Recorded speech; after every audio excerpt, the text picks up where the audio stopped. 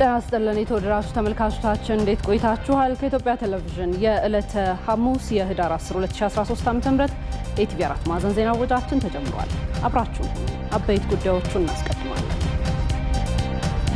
የመያዣ ትዕዛዝ የወጣባቸው የህወሓት ቡድን አመራሮች በሰላም እጅ እንዲሰጡ ጥሪ ቀረበ። ህግን ለማስከበር እየተደረገ ባለው ጥረት በፍርሃት አካባቢያቸውን ለቀው የወጡ ዜጎችን ለመመለስ እየተሰራ እንደሆነ የአስቸኳይ ጊዜ አዋጅ መረጃ ፍሰት ቃል አቀባይ አምባሳደር ሬድዋን ሁሴን አስታወቁ።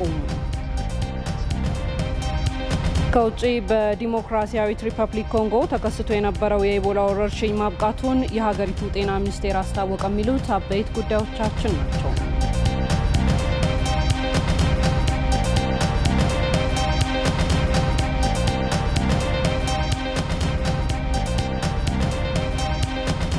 ተመልካቾቻችን በድጋሚ ከኛ ጋር እንድትቆዩ ግብዣችን ነው። ከዜናዎቹ ጋር ሮዛ መኮንን ከናንተ ጋር ሆናለሁ። መልካም ጊዜ ይሁንላችሁ። በሰሜኑ የሀገራችን ክፍል እያደረግን ያለነው ሀገርንና ህዝብን የመከላከል ኦፕሬሽን ዋና ትኩረቱ ህግ ማስከበር ነው። ወደ ቀዳሚው ዜና አመራለሁኝ።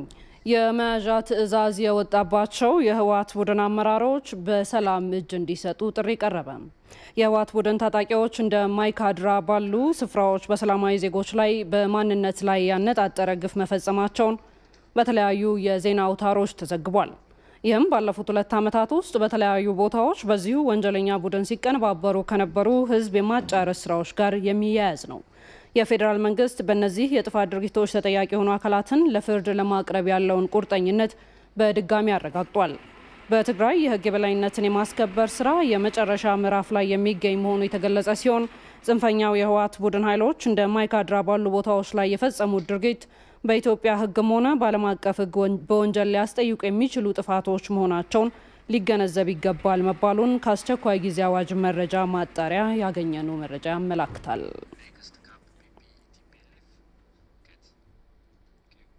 ጽንፈኛው የህወሓት ቡድን በአስቸኳይ እጅ በመስጠት ህዝብን ከእንግልት ራሱንም ከአጎል ውርደት አድኖ በፍርድ አደባባይ እንዲዳኝ የብልጽግና ፓርቲ ጥሪ አቀረበ።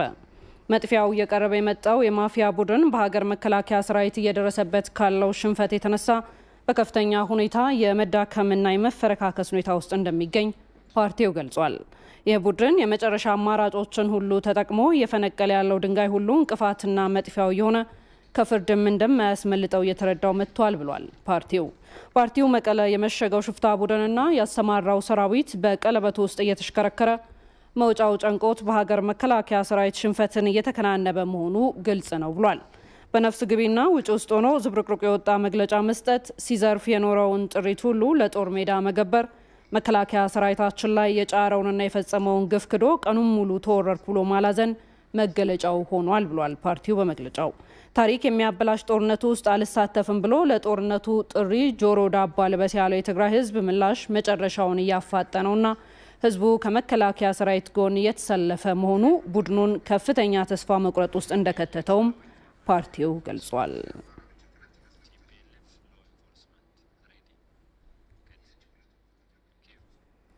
በትግራይ ክልል ውስጥ እየተስተዋለ የመጣው ስርዓት አልበኝነት ሀገራዊ ሉዓላዊነት ላይ ችግር ከመፍጠሩ በፊት መንግስት እየወሰደ ያለው ተግባር የሚደገፍ መሆኑ ተገለጸ።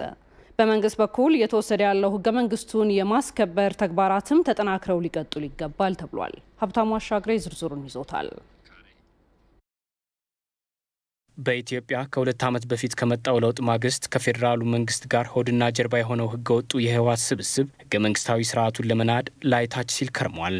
ይባስ ብሎ በአገሪቱ መንግስታዊ ግዳጅ ውስጥ የነበረውን የሰሜን እዝ ሊገመት በማይችል እኩይ ተግባሩ በማጥቃት የመንግስትን ቀይ መስመር በመተላለፍ ተወዳዳሪ የማይገኝለትን የጭካኔ ሰይፉን አሳርፏል። በወቅታዊ የሀገራችን ጉዳይ ላይ ከኢትዮጵያ ቴሌቪዥን ጋር ቆይታ የነበራቸው የህግ ምሁሩ አቶ ፋሲል ስለሺ ስለ ካዲው ቡድን ተከታዩን ተናግረዋል። የትግራይን ጉዳይ ስናይ ግን በዓለም ተሰምቶ ተወርቶ የማይታወቅ በአንድ ፌደራላዊ ስርዓት ውስጥ ያለ ክልል የራሱን ምርጫ ህገ መንግስቱን ጥሶ ጠርምሶ የራሱን ምርጫ አከናውኖ የራሱን ምርጫ ኮሚሽን አድርጎ ምርጫ የመረጠበት ሁኔታ ነው ያለው። ይህ ብቻ አይደለም። በተለይ የፌደራል ተቋማት ጋር ምንም አይነት ግንኙነት የለኝም ብሎ በሚዲያ እስከመናገር ድረስ የደረሰ የህግን የጣሰ ቡድን ነው ማለት ነው እዛ ያለው። ከለውጡ በኋላ በፌደራል መንግስት በኩል የሻከረውን ግንኙነት በሰላማዊ መንገድ ለመፍታት ሰፊ ጥረቶች ቢደረጉም ጦር አውርድ አመለካከት ባላቸው ሰዎች የሚጋለበው የህወሓት ጁንታ ሊቀበለው አልቻለም። በብዙ ሀገር ወዳድ ኢትዮጵያውያን ዘንድ መንግስት ህግና ስርዓትን እንዲያስከብር ግፊት እንደነበር የጠቆሙት አቶ ፋሲል አሁን እያከናወነ ያለው ህግና ስርዓትን የማስከበር ድርጊት የሚያስወቅሰው አለመሆኑን አብራርተዋል። ይህን ነገር የፈጸሙ አካላት ወደ ፍትህ ለማምጣት መንግስት የወሰደውና እየወሰደ ያለው እርምጃ ተገቢ እንዲያውም ዘገየ ካልተባለ በስተቀር ተገቢ ነው። ይሄ የኢትዮጵያ ህዝብ ሲጠይቅ ሲለምን መንግስትን ሲለምን የነበረው መንግስት ሆይ የትግራይ ቲፒኤልኤፍ ቡድን በአገሪቱ ውስጥ የሚያደርገውን ብጥበጣ እባክህ አስቆምልን ሲል ሲለምን ነው የነበረው። መንግስትም ደግሞ አንጣሩ ግድ የለም እንደ ድሮ ኮሽ ባለ ቁጥር አንተኩስ እስቲ በሰላማዊና በድርድር መንገድ እንሄድ ብሎ ሽማግሌ ሲልክ ሽማግሌን ሲያዋርዱ ሲንቁ ሲያባርሩ ኢቭን የውጭ መንግስታቱም ሁሉ ለምነው አልቀበልም ያለ ጁንታ ቡድን መንግስት አሁን እርምጃ ባይወስድ ኖሮ አደጋው ለሁላችንም ኢትዮጵያውያን ይተርፍ ነበር። የሚፈራው የሚለፈለፈለት ሲቪል ዋርም የሚከሰተው መንግስት ይህን እርምጃ ባይወስድ ኖሮ ነበር። ወደ ሲቪል ዋር እንድንሄድ ከፍተኛ ፍላጎት ነበረው ህወሓት። አሁን ላይ መንግስት እየወሰደ ባለው ወታደራዊ እርምጃ የተደናገጠው ማፊያው የህወሓት ቡድን ሰላም እንዲፈጥር ሲለመን እንዳልነበር አሁን በተራው ወደ ፌደራል መንግስት አማላጅ መላኩ ጊዜውን ያልጠበቀና የጁንታውን እርባና ቢስነት ያረጋገጠ መሆኑን ጠቁመዋል። የትህነግ መሪዎች በሰሯቸው ወንጀሎች እንዲቀጡ ከማድረግ ባሻገር ቡድኑ ላለፉት 40 ዓመታት ሲከተል የነበረው ከፋፋይና የሀገሪቱን ህልውና አደጋ ላይ የጣለ ርዕዮተ ዓለሙ ሊከስም እንደሚገባ ተገለጸ። ቡድኑ ሀገርን እንዲበትን ዳግም እድል ላለመስጠት ፓርቲው በአሸባሪነት ተፈርጆ እንዲመክን ለማድረግ በትኩረት ሊሰራ እንደሚገባም ተገልጿል።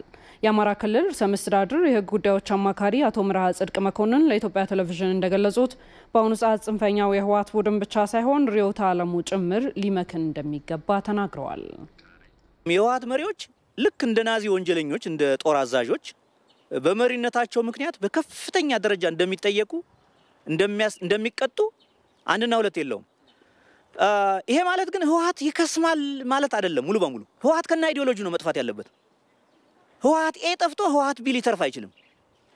ህወሓት ለ50 ዓመት በሙሉ ቀርጾ ያቆየው ርዕዮተ ዓለም ዘርን መሰረት አድርጎ ፌደራሊዝምን በዚች ሀገር በመቀየስ ሐሰተኛ ፌደራሊዝም ሲውዶ ፌደራሊዝም እንዲታወጅ በማድረግ ነገር ግን ራሱን የበላይ አድርጎ ለዚህ የሚጠቅመውንም አይዲዮሎጂ ቀርጾ ሲሰራ ነው የኖረው።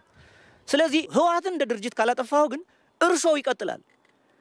በምንም መልኩ እርሾው ሊቀጥል የሚገባው የምንንከባከበው ድርጅት አይደለም ህወሓት። ትህነግ ባለፉት በርካታ ዓመታት ዓለም አቀፍ ወንጀሎችን ሲፈጽም መቆየቱን የጠቀሱት አቶ መርሃ ጽድቅ በቅርቡ በማይካድራ ብሔርን መሰረት ያደረገ የንጹሃን ጭፍጨፋ በመፈጸም በጦር ወንጀል ውስጥ መዘፈቁን ጠቁመዋል። ሀገርን ከጠላት ሲጠብቅ በነበረው የመከላከያ ሰራዊት ላይ የፈጸመው ግፍም በከፍተኛ የሀገር ክህደት ወንጀል የሚያስጠይቅ መሆኑን ተናግረዋል። በቀጥታ የጨፈጨፋቸው ሰዎች አማርኛ የሚናገሩትን ዜጎች እየመረጠ ነው ያጠቃውና ይሄ ጄኖሳይድ ወይም ደግሞ በ1948 ዓመተ ምህረት ዓለም አቀፍ ወንጀል ሆኖ የተደነገገ የወንጀል አይነት ነው። የኢፌድሪ ወንጀል ህግም በውስጡ አቅፎታል። በሁለተኛ ደረጃ ይሄ ወንጀል ዘር ማጥፋት ብቻም አይደለም። በሰላማዊ ሰዎች ላይ በጦርነት ወቅት የተፈጸመ ወር ክራይም ጭምር ነው። የጦር ወንጀል የሚባለውም አይነት ጭምር ነው። ምክንያቱም የፈጸሙት የሰራዊት አባላት ናቸው። እነዚህን ያሰማራቸው የህወሓት ቡድን ነው። ሪፖርተራችን ዋጋቸው እንደዘገበው ይህ ቡድን ሐሰተኛ ዓላማውን በማንገብ ራሱን የበላይ አድርጎ በመሾም በሀገር ህልውና ላይ ከፍተኛ አደጋ ፈጥሮ መቆየቱን አቶ መርሃ ጽድቅ ገልጸዋል። ጽንፈኛው የትህነግ ቡድን እድሜያቸው ያልደረሱ ህጻናትን ለጦርነት በማሰለፍና መሰረተ ልማቶችን በማውደም የፈጸማቸው የሚገኙ ወንጀሎች በዓለም አቀፍ ደረጃ የሚያስቀጣው መሆኑንም ገልጸዋል። ኢትዮጵያ መንግስት ኮምፒተንት በሆነ ፍርድ ቤት ይሄን ቡድን አቅርቦ ከነመሪዎቹ ማስጠየቅ ቡድኑም እንዲፈርስ ማሳወጅ አሸባሪ አድርጎ ማሰየም ንብረቱም እንዲወረስ እስከ ማድረግ የመጠየቅ መብት አለው። ከዛ ባለፈ ደግሞ ምናልባት እንዲህ አይነቶቹ ድርጊቶች በሀገር ውስጥ ብቻ ሳይሆን ድርጊቱ በተፈጸመበት ሀገር ብቻ ሳይሆን በየትኛውም የፕላኔታችን ክፍል እንዲያስጠይቁ ተደርጎ ነው እንግዲህ ዓለም አቀፍ ወንጀሎች ሆነው የተደነገጉት። የተባበሩት መንግስታት ድርጅትንም ድጋፍ በዚህ ደረጃ የተለያዩ አቋማትን ድጋፍ በዚህ ደረጃ ከማጣራት ጀምሮ ከሶ እስከ ማስቀጣት ድረስ ባለው ሂደት አስፈላጊውን ድጋፍ የመጠየቅና የማግኘት መብት ተጠብቆለታል። የአፋሩ ሱልጣን አህመድ አሊ ሚራ ህወሓት በኢፌድሪ መከላከያ ስርዓት ላይ የፈጸመውን ጥቃት አስነዋሪ የሀገር ክደት ነው ሲሉ ገለጹት። ሱልጣን አህመድ አሊ ሚራ ከአሜሪካ ዋሽንግተን ለኢፌድሪ ጠቅላይ ሚኒስትር አብይ አህመድ በላኩት ደብዳቤ እንዳሳወቁት በኢፌድሪ መከላከያ ሰሜን እዝ ላይ ህወሓት የፈጸመው ጥቃት ከባድ ሀገራዊ ወንጀል መሆኑን በአፋር ህዝብና በራሳቸው ስም ገልጸዋል። ሱልጣን አህመድ አሊ ሚራ ህወሓት በስልጣን በቆየባቸው አመታት ለተወሰኑ ቡድኖች ተጠቃሚነት ሲል ብቻ የአፋር ህዝብንም ሆነ የኢትዮጵያ ህዝቦችን መብት ሲያፍን እንደነበር ገልጸው ወንድማማች ህዝቦችን የማጋጨቱም የስልጣን መገለጫ ሆኖ መቆየቱን አውስተዋል። ጠቅላይ ሚኒስትር አብይ ወደ ስልጣን ከመጡ ወዲህ ኢትዮጵያ ከኤርትራ ጋር ታሪካዊ የሰላም ጉዞ ጀምራለች። በሀገር ውስጥም ዲሞክራሲን ለማስፈን ጥረቶች ቢጀምሩም ህወሓት በህዝቦች መካከል መረጋጋት እንዳይኖር ሲሰራና ለእርስ በርስ ግጭትም ሲያሴር ቆይተዋል ብሏል። ሱልጣን አህመድ አሊ ሚራ ባስተላለፉት ጥሪም መላው ህዝብ ለእናት ሀገሩ ኢትዮጵያ ክብርና ሉዓላዊነት በአንድ የመቆም ታሪኩን አሁንም አጠናክሮ ይቀጥል ብለዋል። የአፋር ህዝብም ለእናት ሀገሩ ኢትዮጵያ ዳር ድንበርና ሉዓላዊነት መከበር ወደ ኋላ እንደማይል ታሪክ የሚዘክረው ነው ያሉት ሱልጣን አህመድ ዛሬም በህወሓት ጁንታ ላይ የጀመረውን ዘመቻ አጠናክሮ ሊገፋበት ይገባል ሲሉ ጥሪያቸውን አቅርበዋል። የህወሓት የጥፋት ቡድን በትጥቅ ትግሉም ሆነ በስልጣን ላይ በነበረበት ዘመን አማራጭ ድምጾችንና ሀሳቦችን በማጥፋት ወደር የሌለው ድርጅት መሆኑን ምሁራን ገለጹ። ለኢዜአ ዘገባ ሩት ወርቆ። ህወሓት በሰሜን እዝ ላይ የፈጸመው የክህደት ወንጀል ከምስረታው ጀምሮ ይዞት የመጣው አደገኛ ባህሪውና ትክክለኛ መገለጫው መሆኑን በባህር ዳር ዩኒቨርሲቲ አስተያየታቸውን የሰጡ ምሁራን ገልጸዋል። የጥፋት ቡድኑ በትጥቅ ትግሉም ሆነ ስልጣን ላይ በነበረበት ዘመን አማራጭ ድምጾችንና ሀሳቦችን በማጥፋት ወደር የሌለው ድርጅት መሆኑንም አስታውሰዋል። ህወሓት ከራሱ ፍላጎትና ጥቅም ውጪ ሌላ የማይታየው ጥቅም የተነካ ብሎ ካመነ ሀገር ቢፈርስ ደንታ የሌለውና አደገኛ ጁንታ መሆኑንም በሀገር መከላከያ ሰራዊት ላይ በፈጸመው ጥቃት ማስመስከሩን በባህር ዳር ዩኒቨርሲቲ የታሪክ ተመራማሪና መምህር የሆኑት ፕሮፌሰር ሹመት ሻኝ ይናገራሉ። በህዝባዊ ወያኔ ሓርነት ትግራይ ቤት ይሉንታ የሚባል ርህራሄ የሚባል የለምና አሁን በሰሜኑ እዝ ላይ የተፈጸመው ደባ የሀገር ክደት ትሪዝን ነው የምለው ከዚያው ጋር ተያይዞ የመጣና ያደገባቸው ባህሪ መገለጫ ነው። አማራጭ ድምጾችን በማጥፋት ጸረ ዲሞክራሲያዊ መንገድና አምባገነን አገዛዝን በማስፈን እስካሁን በሀገሪቱ ለተከሰተው ግጭት ሁከትና ብጥብጥ መንስኤ መሆኑንም ያስረዳሉ። ህዝቡ ሌላ አማራጭ እንዳያገኝ ሌላ እንዳያይ ተደርጎ በሚገባ ተዋቅሮ ተይዞ ተሰንቅሮ ነው የቆየው። ሌላ አማራጭ ኃይሎች በኋላ ሰፋ ባለው መሬትም እንደዚሁ እንዳያድጉ ለምሳሌ የኢሃፓ ሰራዊት አሲምባ የነበረውን እንደዚሁ በ1969 እና 1970 ዓመተ ምህረት ጠቅላላ ከትግራይ መሬት ነው መንጥሮ ያስወጣቸው። አብዛኛውን ገሎ የቀሩትን አሰድዶ ማርኮ ትግራይን ብቸኛ የህዝባዊ ወያኔ ሓርነት ንብረት አድርጎ ነው። ከዚህ በኋላ ትግራይን ሙሉ በሙሉ ከተቆጣጠረ በኋላ ኃይሉን ወደ ቀረው ኢትዮጵያ በሚያሰፋበት ጊዜ ይህንኑ አይነት መርሆ ነው የተከተለው። በባህር ዳር ዩኒቨርሲቲ የፖለቲካል ሳይንስና ዓለም አቀፍ ግንኙነት መምህር የሆኑት እምቢያለ በየነ በበኩላቸው ህወሓት በማይካድራ ንጹሃን ዜጎች ላይ ያካሄደው ጭፍጨፋ ግልጽ የዘር ማጥፋት ወንጀል ነው ብለዋል። ጅምላ ጭፍጨፋው ያው ብሔርን የዘር ማጥፋት ወንጀል ስለሆነ ለዛ ጉዳይ አንደኛ መጀመሪያ ለጭፍጨፋ በሚመች አግባብ ስያሜ በመስጠት በሌሎች ላይ እንዲጠሉ በማድረግና ሌሎቹንም በማስተባበርና በራሱ ማማካኝነት ተፈጸመው እንግዲህ የዓለም አቀፍ አሁን አምስት ኢንተርናሽናል የሚባለው ሪፖርት አቅርቧል። አትሊስት በዋናነት ያ ጉዳይ በዚህ ባፈንጋጩ ኃይል የተደረገ መሆኑን የተፈጸመ መሆኑን ቀርቧል። አሁን ላይ መንግስት የጀመረውን ህግን የማስከበር ስራ አጠናክሮ በማስቀጠል ዘመቻውን በአጭር ጊዜ ውስጥ ለመጨረስ ርብርብ እንደሚያስፈልግም አስረድተዋል። ሰሞኑን ጠቅላይ አቃቢ ህግ በ34 የህወሓት የፋይናንስ ተቋማት የባንክ አካውንት ማሳገዱን ይታወቃል።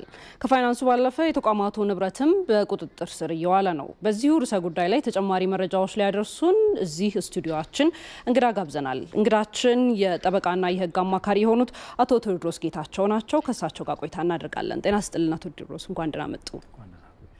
ቀደም ሲል እንዳለው እንግዲህ ከእገዳ የተጣሉ ተቋማቶች አሉ፣ ጠቅላይ አቃቢ ህግ ከዛ ጋር የተገናኙ ሂደቶች አሉና እገዳ ተጣለ ሲባል ምን ማለት ነው? ምን አይነት አንድምታ ይኖረዋል? ከዛው ጋር አያይዘውም የታገዱ ተቋማትን በማስተዳደር ረገድ ህጉ ምን ይላል?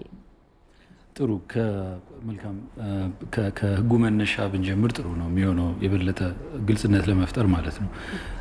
እንግዲህ በመደበኛው በትራዲሽናል የወንጀል ስነ ስርዓት አካሄድ የማናቸውም የወንጀል ሂደቶች ግለሰቡን ነው የሚከተሉት፣ አጥፊውን ማለት ነው።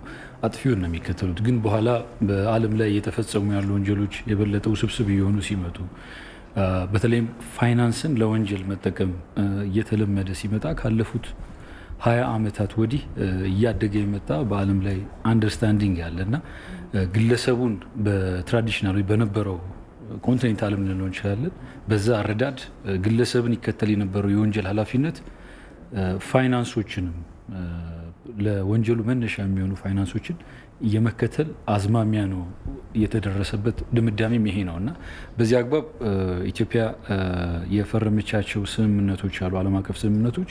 ከነዚህ ውስጥ አንዱ የፋታፍ ሪኮሜንዴሽን የምንለው ነው።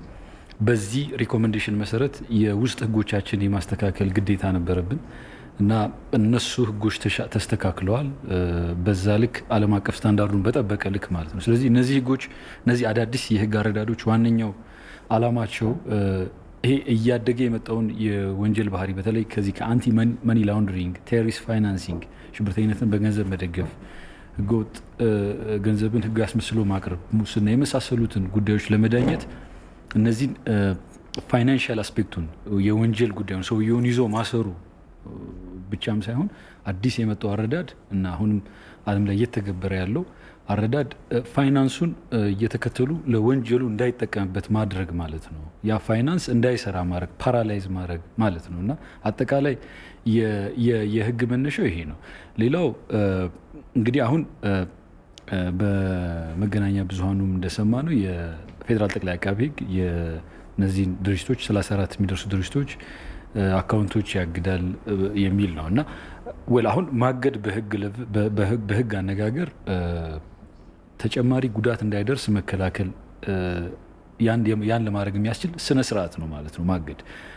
ምናልባት ያ ገንዘብ ለተጨማሪ ወንጀሎች ሊውል ከሆነ ያንን ማገድ፣ እንዲሁም እንዳይሸሽ በኋላ ምናልባት በዚህ ወንጀል ምክንያት የደረሰ ጉዳት ካለ በጉዳቱ ልክ እነዚህ ሀብቶች ሊወረሱ፣ እነዚህ ፋይናንሶች ጉዳቱን ለማካካስ ሊውሉ ይችላሉ በህግ አግባብና ለጊዜው እነዚህ ነገሮች የጥንቃቄ እርምጃዎች ነው የምንላቸው። እነዚህ የጥንቃቄ እርምጃ ነው እየተወሰደ ያለው።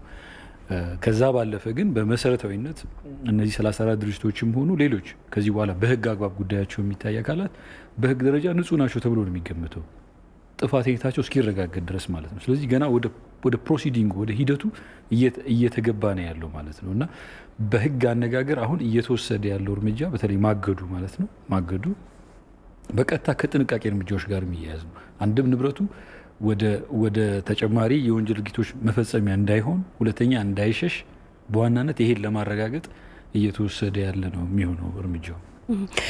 ሌሎች ባለሀብቶችና የንግድ ተቋማት ተወዳዳሪ እንዳይሆኑ እነዚህ ተቋማቶች ሲፈጥሩት የነበረው ጫና እንዴት ነው የሚታየው? በተለይ ከጨረታዎች፣ ብድርና ሌሎችም እንቅስቃሴዎችን ማንሳት እንችላለን። ህገወጥ የሆኑ አግባቦችን በመሄድ ረገድ ያሳደሩት ጫና እንዴት ነው በህጉ ደረጃ ሊገለጽ የሚችለው?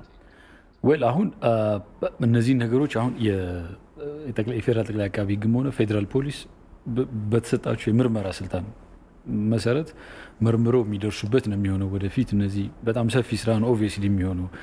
ምክንያቱም ለበርካታ ዓመታት ተፈጽመዋል የሚባሉ ድርጊቶች ናቸው ክሌም እየተደረጉ እየሰማን ያለ ነው። ስለዚህ እነዚህን የመመርመር እና ትክክለኛ ሲፈጸም የነበረው ነገር ምንድን ነው የሚለውን ለመድረስ በርካታ ኢፈርት የሚጠይቅ ነው፣ ብዙ አቅም የሚጠይቅ ነው።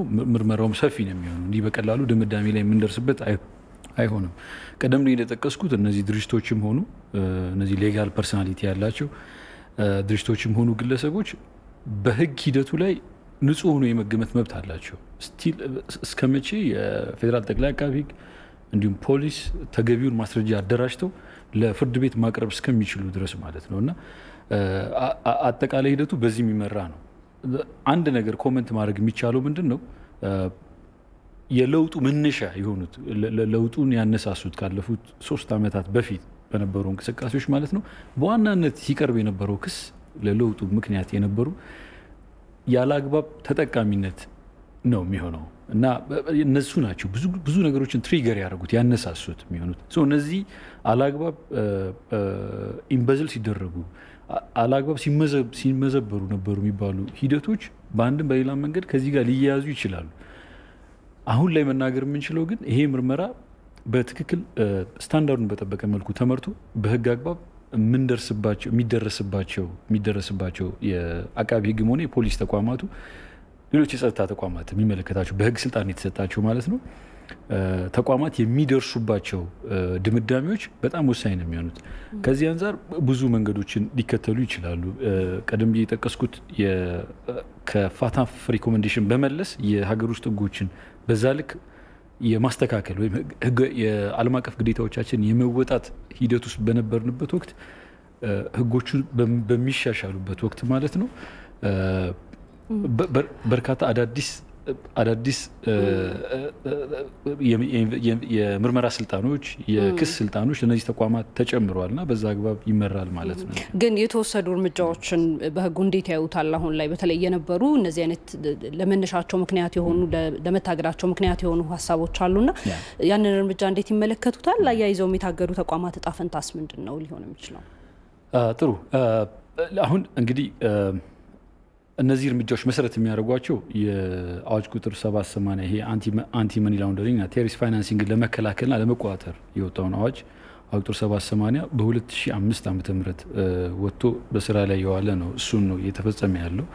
ከዛ ውጭ ከአዋጅ ቁጥር 780 በተጨማሪ የተሻሻለው የጸረ ሙስና ስነ ስርዓትና ማስረጃ ህግም ለዚህ ጉዳይ ተፈጻሚ ናቸው። ስለዚህ እነዚህ ተቋማት ኤደር በሙስና ተጠርጥረው ሂደታቸው በዛ አግባብ ይሄዳል ማለት ነው። ከዛ ባለፈ ደግሞ አሁን እየሰማ እንዳልነው አዳዲስ ዴቨሎፕመንቶች እየሰማ እንዳልነው እነዚህ ተቋማት በሌሎች ጉዳዮችም ተሳትፎ ነበራቸው የሚል ክሌም ነው ያለው እና እነዚህን ሁለቱንም ክሌሞች ቀደም ብዬ በጠቀስኳቸው አዋጆች መሰረት የህግ መሰረት ያላቸው ናቸው ማለት ነው። አሁን በትንሹ ቢያንስ ፍሪዚንግ ማድረግ በተለይ ማገድ ንብረቱን ማገድ የሚባለው እርምጃ ቀደም ብዬ የጠቀስኩት የፕሪኮሽነሪ ሜዥር ነው፣ የጥንቃቄ እርምጃ ነው። ቀድሞ በኋላ ጉዳት እንዳይደርስ በሚል ለመከላከል በኋላ በምርመራ ራሱ የቻለ ሂደት ይኖረዋል፣ ራሱን የቻለ ጊዜ ይወስዳል። እዛ እውነት ላይ እስኪደረስ እዛ ፋይንዲንግ ላይ እስኪደረስ ድረስ ያንን በዚህ መሀል ጉዳት እንዳይደርስ የመከላከል የማዕቀብ እርምጃ ነው እየተወሰደ ያለው ማለት ነው። ቀጣዩ እንግዲህ ምንድነው ፌቱ የሚሆነው መጨረሻ ላይ እጣ ፈንታቸው ምንድነው የሚሆነው የሚለው ነው። እንግዲህ እያንዳንዱ የህግ ማስከበር እርምጃ ህግና ህግን ብቻ መሰረት ያደረገ መሆን እንዳለበት እናምናለን። መሆንም አለበት የምንመክረውም እሱን ነው ማለት ነው እና ይሄንን ዲው ፕሮሰስ መከተል ይኖርበታል። ህጋዊ እርምጃው በሙሉ ህግን መሰረት ያደረገ መሆን አለበት። ስለዚህ በዛ ህግ አግባብ እነዚህ አካላት አሁን የተጠረጠሩ አካላት ንብረታቸው እየታገዱ ያሉ ተቋማትም ቢሆኑ ተመርምረው በማስረጃ ጥፋተኝነታቸው እስኪረጋገጥ ድረስ ያው ቀደም እንደጠቀስኩት ንጹህ ሆኖ የመገመት ህገ መንግስታዊ መብት አላቸውና ይሄንን መርህ ይዘን ነው ማለት ነው ቀጣዩ ሂደት በአቃቢ ህግም በፖሊስ ተቋማትም በሌሎች ስልጣን በተሰጣቸው የጸጥታ ተቋማትም ሊቀጥል የሚችለው ስራው ማለት ነው። ስለዚህ በዚህ አግባብ የመጨረሻው ውጤት የሚሆነው የምርመራው ውጤት ነው የሚሆነው ማለት ነው። የምርመራው የክሱ ፋይንዲንግ ነው። ህጉ ያስቀመጣቸው ነገሮች አሉ። ማገድ እንደ በአቃቢ ህግ ወይ በማናቸውም በፍርድ ቤት ማነሳሽነት ሊሰጥ እንደሚችል ቀደም ብዬ የጠቀስኳቸው የህግ ማዕቀፎች ይገልጻሉ። ከዛ ባለፈ ንብረቶቹን እስከ መውረስ የሚደርስ እርምጃ ሊወሰድ ይችላል በህጉ አግባብ። የመውረስ ሂደቱም በወንጀል ስነ ስርዓቱ ሊፈጸም ይችላል።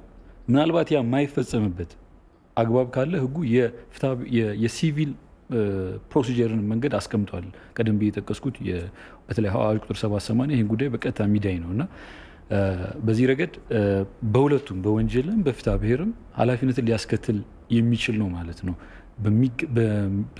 በተባለው መልኩ ድርጊቶቹ መፈጸማቸው ተረጋግጦ በማስረጃ የሚደገፉ ከሆነ የፍርድ ቤት ውሳኔ ላይ መሰረት በማድረግ ውሳኔ ሊሰጥ ይችላል ማለት ነው። መልካም። የህግ አማካሪና ጠበቃ አቶ ቴዎድሮስ ጌታቸው እዚህ ድረስ መጥተው ሀሳቡን ስላጋሩን እጅግ አድርገን እናመሰግናለን።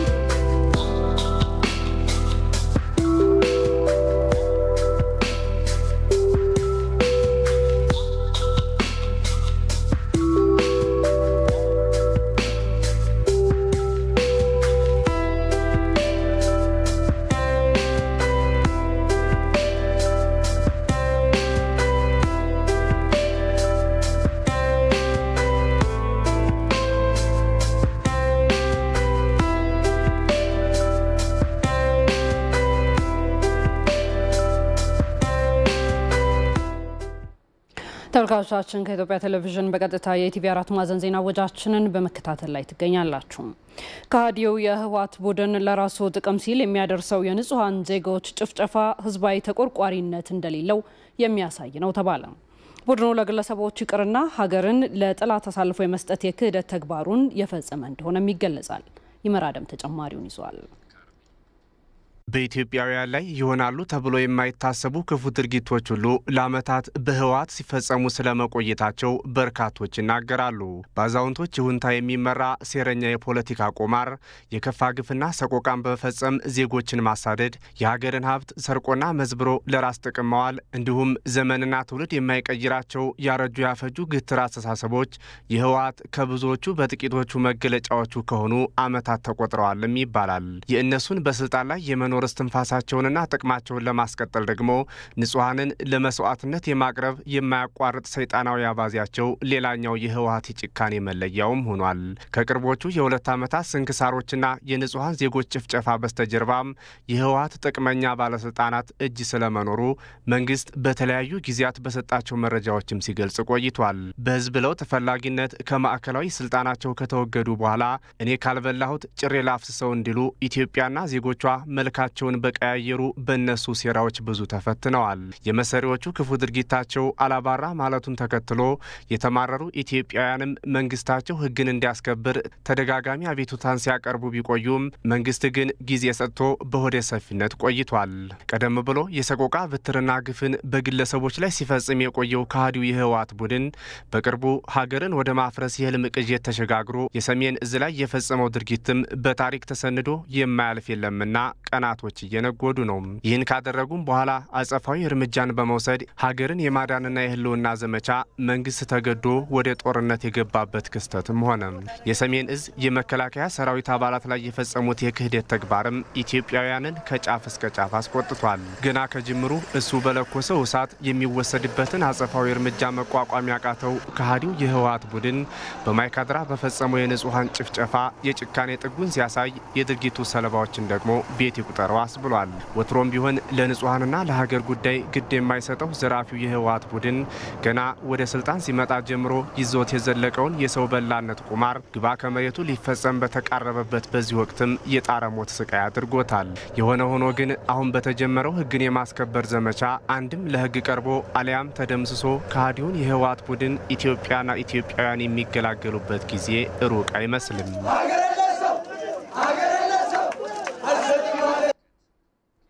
መንግስት በከሃዲው የህወሓት ቡድን ላይ የወሰደ ያለውን ህግ የማስከበር ስራ በመደገፍ አጥፊዎች ለህግ የሚቀርቡበት ሁኔታ እንዲፋጠን የበኩላቸውን ድጋፍ እንደሚያደርጉ በቤኒሻንጉል ጉሙዝ ክልል የመንጌ ወረዳ ነዋሪዎች አስታወቁ።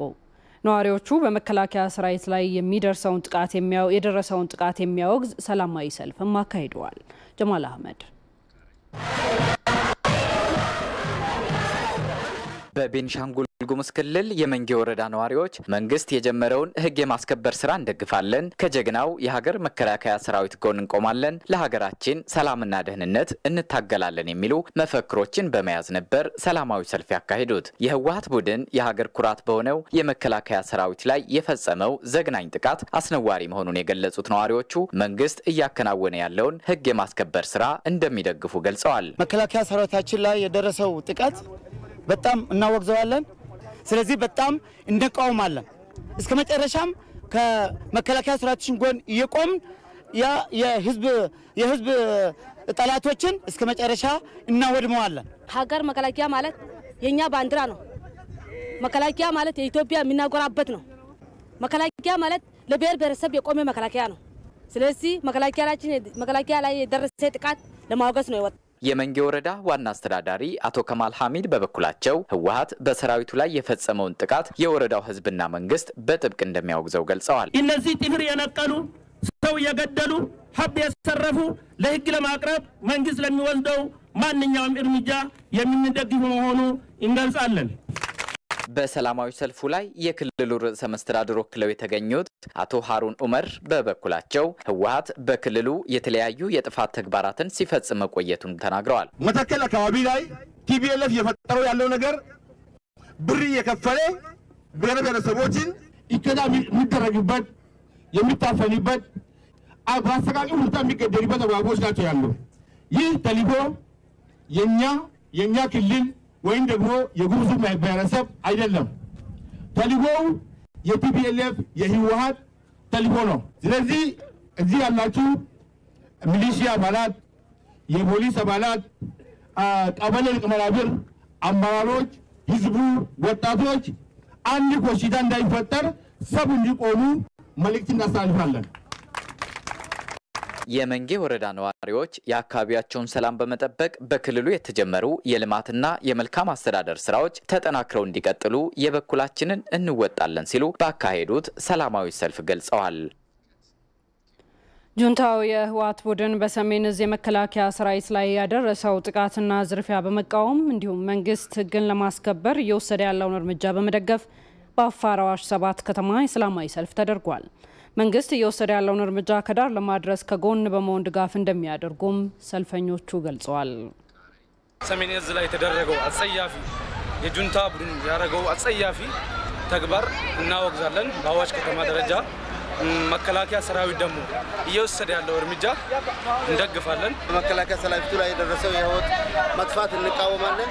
እስከ መጨረሻው ደግሞ ከመከላከያ ሰራዊቱ ጎን በመሆን እኛ አፋር ወጣቶች ከጎን ድጋፍ በማድረግና የሚያስፈልገውን እገዛና የሞራል ድጋፍ በማድረግ እስከ መጨረሻ አብረን እንጓዛለን። ለሀገር መከላከያ ሰራዊት ከጎን መቆሙ እንዲሁም ደግሞ በሰሜን እዝ ላይ የተወሰደውን እርምጃ አጥብቆ መቃወሙንና የህወሓት ጁንታ ቡድኑ ባጠፋው ህግ ፊት እንዲቀርብ የገቢ ረሱ ዞን ዋና አስተዳዳሪ አቶ ሀይሰማ ወልዶና የአዋሽ 7 ኪሎ ከንቲባ አቶ ኢብራሂም መሐመድ የህወሓት ቡድን በሰሜን እዝ መከላከያ ሰራዊት ላይ የወሰደው ድንገተኛ ጥቃት ፍጹም ህገወጥና የሀገር ክደት በመሆኑ መንግስት እየወሰደ ያለውን እርምጃ አጠናክሮ እንዲቀጥልና መላው ህብረተሰብም እያደረገ ያለውን ድጋፍ አጠናክሮ እንዲቀጥል ጥሪያቸውን አቅርበዋል።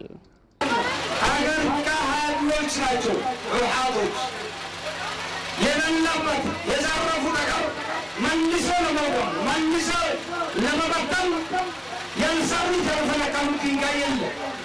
ሁሉም ህዝብ ከመንግስትና ከሀገር መከላከያ ሰራዊት የሚደረገውን ድጋፍ አጠናክሮ እንዲቀጥል። በስልጤ ዞን የሚገኙ የህብረተሰብ ክፍሎች ከ10 ሚሊዮን ብር በላይ ለሀገር መከላከያ ሰራዊት ድጋፍ አደረጉ። የህወሓት የጥፋት ቡድን በሰሜን እዝ የመከላከያ ሰራዊትና በንጹሃን ዜጎች ላይ የፈጸመውን ኢሰብአዊ ድርጊት ነዋሪዎቹ በሰላማዊ ሰልፍ አውግዘዋል። የዞኑ መንግስት ኮሙኒኬሽን ጉዳዮች መምሪያ ያደረሰንን ዘገባ ሩት ወርቁ ታቀርበዋለች። በስልጤ ዞን የሚገኙ ነዋሪዎች የህወሓት የጥፋት ቡድን በሰሜን ዕዝ የመከላከያ ሰራዊትና በንጹሃን ዜጎች ላይ የፈጸመውን ኢሰብአዊ ድርጊት የሚያወግዝ ሰላማዊ ሰልፍ አካሂደዋል። ሀገርን ከጅንታው ቡድን ለመታደግና የህግ የበላይነትን ለማስከበር እየሰራ ለሚገኘው የመከላከያ ሰራዊት ከ10 ሚሊዮን ብር በላይ ድጋፍም አድርገዋል። በከሃዲው ቡድን ላይ የተጀመረውን ህግ የማስከበር ስራ በመደገፍ ከመንግስት ጎን እንደሚቆሙ ሰልፈኞቹ ገልጸዋል። ዳር ድንበሩን ሲያስከበር እነሱ ሲጠብቅ የነበረ ሰራዊት በገዛ ወገኖቹ ባመኑ አደራ ላይ በመጨፍጨፉና ጉዳት ስለደረሰበት በዚህኛው ቅሬታ ነው ወጣ ነው ድጋፍ ለመስጠት ሰራዊቱ ኢትዮጵያን የሚያስከብሩ ወገኖች ላይ የደረሰው አደጋ መጥፎ አደጋ እንዴ እኔ ልጄ ላይ እጄን ሰነዝራለሁ እንዴ ወንድሜ ላይ እጄን ሰነዝራለሁ እንዴ እንደዚህ ያለው አደራረግ እስካሁን ድረስ በኢትዮጵያ የሌለ ጉዳይ ስለሆነ መንግስት እንደ መንግስት አስፈላጊ እርምጃ በእነኛ ላይ መውሰድ አለበት ነው እኔ በየምለው ለመንግስት ማስተላልፈው። የስልጤ ዞን አስተዳዳሪ አቶ አሊ ከድር እንዳሉት ኢትዮጵያ ከጥንት ዘመን ጀምሮ በተለያዩ ጊዜያት የገጠሟትን ውስጣዊና ውጫዊ ፈተናዎችን ተቋቁማ ዘመናትን ተሻግራለች ብለዋል። የስልጤ ህዝብ እንደ ሌሎች የኢትዮጵያ ብሔረሰቦችና ህዝቦች ሁሉ ጥቃቱ ከተሰማበት ጊዜ አንስቶ ድርጊቱን ከማውገዝ ጀምሮ መንግስት የሚወስዳቸውን ህግ የሚያስከበር እርምጃዎች በመደገፍ ላይ ይገኛል። የደቡብ ብልጽግና ፓርቲ ጽህፈት ቤት የአደረጃጀት ዘርፍ ኃላፊ ወይዘሮ ፋጤ ስርሞሉ በሀገሪቱ ዘርፈ ብዙ ለውጦች እየተመዘገቡ ባለበት በዚህ ሰዓት ጽንፈኛው የህወሓት ቡድን የተደረገለትን የለውጥ ጥሪ ወደ ጎን በመተው ሀገርን የማተራመስ አጀንዳውን ለማስፈጸም እየተንቀሳቀሰ መሆኑን ገልጸዋል። የጁንታው ቡድን ባለፉት ዓመታት በተደራጀ ሌብነት በኢዲሞክራሲያዊነት በሴራ ፖለቲካ ህዝባችን ሲበድል የቆየው አልበቃ ብሎት በሀገር በህዝብ ላይ አሳፋሪ ክደት ፈጽሟል። የህወሓት የጥፋት ቡድን በሚመራቸው ጽንፈኛ የፖለቲካ ኃይሎች ሀገር ለማፍረስ የሚደረገውን ሴራ ለማውገዝና አጥፊዎች ወደ ህግ ቀርበው ጥያቄ እንዲሆኑ ለማድረግ መንግስት የጀመረውን እርምጃ እንደሚደግፉም ተገልጿል። ከሃዲው ጁንታ የህወሓት ቡድን የፈጸመውን እኩይ ድርጊት የሚያወግዝና የሀገር መከላከያ ሰራዊቱን የሚደግፍ ህዝባዊ የድጋፍ ሰልፍ በሀዲያ ዞን ሆሳዕና ከተማ ተካሂዷል። የዞኑ ኮሙኒኬሽን ያደረሰንን የህዝብ አስተያየት ተከታትለን እንመለስ።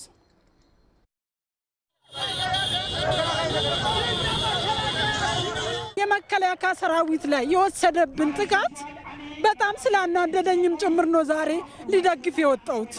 እኔ ተኝቼ ያለሁት በእነዛ ብሔርን ሳይለዩ ህዝብን ሳይለዩ ጫካ እያደሩ የኢትዮጵያን ሰላም የሚያስጠብቁ መከላከያ ሰራዊታችን ላይ ሌባው ወይም ጁንታው የፈጸመውን ለማቃወም ነው የወጣሁት።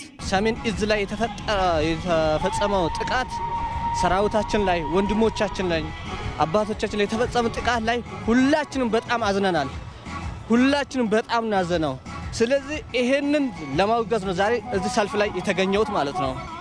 ጀግናው የኢትዮጵያ ሰራዊትን ለመደገፍ ነው የመጣሁት። ምክንያቱም አለውልህ ለማለት ነው። ስለዚህ ይሄንን በሰው ደም የሰከረ የህወሓት ቡድን መንግስት የጀመረውን እንዲጨርስ አሁን ደግሞ ምናልባት በተለያየ አካባቢዎች ስምምነት እንደራደር የሚሉትን ነገር እንዳይሰማ ህግ መከበር አለበት። የትግራይ ህዝብ ወንድማችን ነው፣ እህታችን ነው፣ አባታችን ነው። እነሱን ሳይሆን እኛ የምንቃወመው ይሄን ዘራፊው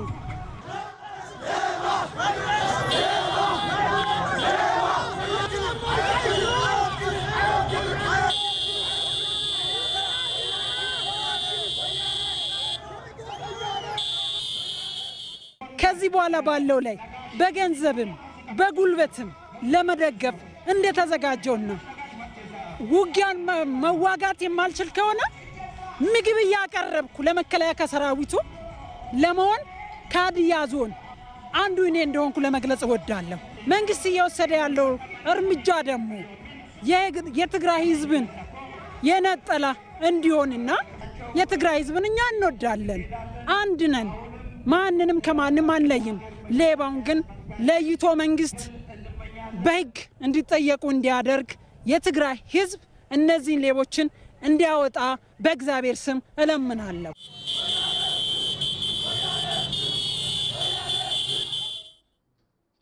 በኦሮሚያ ክልል በምዕራብ ሸዋ ዞን የሚገኙ የተለያዩ ወረዳዎች የትህነግን የጥፋት ኃይል በመቃወም ለመከላከያ ሰራዊቱ ያላቸውን ድጋፍ በሰላማዊ ሰልፍ ገልጸዋል።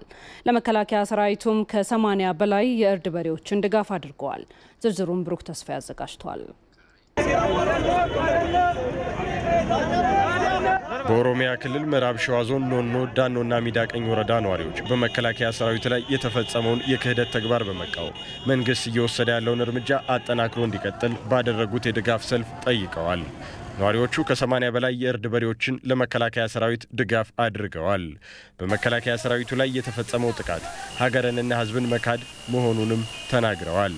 ይህ የክህደትና ሀገርንና ህዝብን የማሸበር ስራቸው ሊያበቃ ይገባል ብለዋል። ለዚህም መንግስት የጀመረውን የህግ የበላይነትን በማስከበር ሀገርንና ህዝብን ከወራሪው ቡድን የመከላከል ስራን አጠናክሮ መቀጠል እንዳለበት ተናግረዋል። በቀጣይም ለመከላከያ ሰራዊቱ አስፈላጊውን ድጋፍ አጠናክረው እንደሚቀጥሉም ገልጸዋል።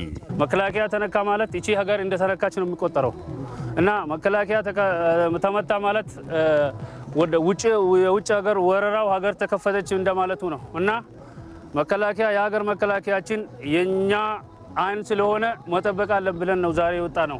አሁን እየወሰደ ያለው እርምጃ በደንብ ደጋግሞ ቲፒኤልኤፎቹም ከትግራይ ማውጣት አለበት። እጅ እስከሚሰጡ ድረስ መሄድ አለበት። ዋይ መከላከያኒ በየኬኛ ዱመራ እነኛ ሀገርና ህዝባቸውን ክደው የማፍረስ ስራ ላይ የተሰማሩ አካላትን በመቃወምና ለሀገር መከላከያ ሰራዊት ያለኝን ድጋፍ ለማሳየት ነው እዚህ ተገኘሁት።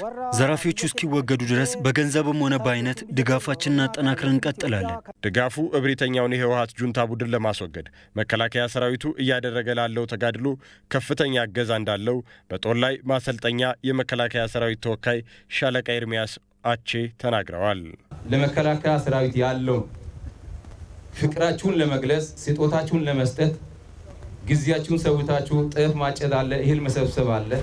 ይሄን ሁሉ ትታችሁ መከላከያ ሰራዊት ያለውን አለኝታነት ለመግለጽ በዚህ አይነት ዋጋ ከፍላችሁ እንደዚህ አይነት ዝግጅት ስላዘጋጃችሁልን በመከላከያ ሰራዊት ስም ታላቅ ምስጋናዬን ለማቅረብ እወዳለሁ። ዘገባው የምዕራብ ሸዋ ዞን የመንግስት ኮሙኒኬሽን ጉዳዮች ጽህፈት ቤት ነው።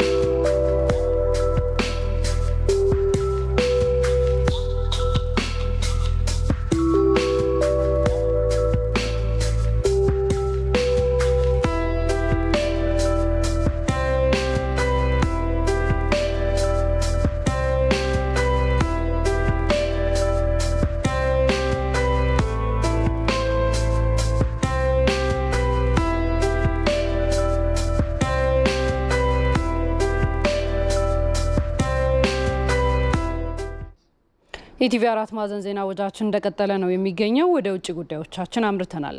በዲሞክራሲያዊት ሪፐብሊክ ኮንጎ ተከስቶ የነበረው የኢቦላ ወረርሽኝ ማብቃቱን የሀገሪቱ ጤና ሚኒስቴር አስታወቀ። ላለፉት 6 ወራት በሀገሪቱ ኢቦላን ለመከላከል ሲደረግ የቆየው ዘመቻ ውጤታማ መሆኑን ያሳያል ብለዋል የሚኒስቴሩ የስራ ኃላፊዎች። ባለፈው ዓመት ሰኔ በተቀሰቀሰው የኢቦላ ወረርሽኝ 55 ሰዎች ህይወት አልፏል። የኢቦላ መከላከል ዘመቻ በሆነው የክትባት መርሃ ግብር ሰፊ ስራ መሰራቱን የገለጹት የዲሞክራሲያዊት ኮንጎ ሪፐብሊክ የጤና ሚኒስትር አቴኒ ሉሎንጎዶ ለኤሌክትሪክ ተደራሽ ያልሆኑ አካባቢዎች የሚኖሩ ከ40,000 በላይ ሰዎች መከተባቸውንም አስታውቀዋል። የዓለም ቀይ መስቀልና ቀይ ጨረቃ ማህበር በበኩሉ ችግሩ እንደተቀሰቀሰ የሀገሪቱ መንግስት የሰጠው ፈጣን ምላሽ ለሌሎችም በምሳሌነት የሚጠቀስ ውጤታማ ተግባር ብሎታል። ሀገሪቱ ኢቦላን ያስወገደችበትን መንገድና ያስመዘገበችውን ውጤት በኮቪድ-19 ላይ ለመድገም መጠነ ሰፊ ስራ ያከናወነች መሆኑንም ሮይተርስ ዘግቧል። በአውሮፓውያኑ አቆጣጠር በ1976 የኢቦላ ቫይረስ መኖሩ ከተረጋገጠ ወዲህ በዛች ሀገር 11 ጊዜ የኢቦላ ወረርሽኝ ተከስቷል።